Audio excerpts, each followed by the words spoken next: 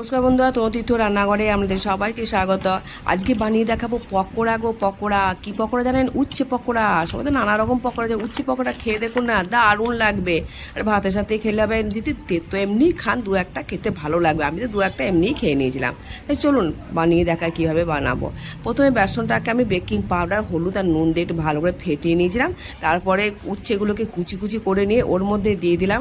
ওতে দিয়েছিলাম টমেটো কুচি, মানে ঘষে নিয়েছিলাম, আর আদা বাটা আর চালের গুঁড়ো, 2 চামচ চালের গুঁড়ো দিয়েছিলাম। তারপরে দিয়েছিলাম একটু হিং, একটু ভাজা মশলা, একটু গোটা পোস্ত, আর সামান্য পরিমাণ নুন দিয়েছিলাম আর একটু, কেন উচ্ছেগুলো দেওয়াতে একটু নুন একটু লাগবে। দিয়ে আমি 15-20 মিনিট মতো ওতে রেখে দিয়েছিলাম, সরিয়ে ভালো করে ফেটিয়ে নিলাম।